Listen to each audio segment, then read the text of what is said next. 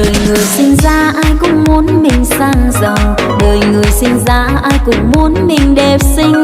Ước muốn bạc vàng, nhà cao sẽ đẹp, nhưng đời thực tế đâu giống như ta hằng mơ.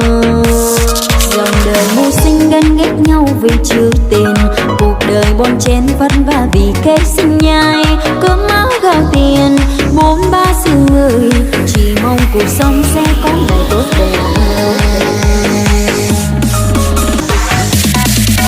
Vì là chi mà sao hay đốt con người, đời người sinh ra đâu ai muốn mình số nghèo. Số kiếp sang đàn, nhận thế luôn xem thường, cùng với thân nghèo, có đúng cũng có anh sai. Người giàu sang thường hay khinh dễ cơ ngàn, đừng vì vật chất mà đánh mất tình thân.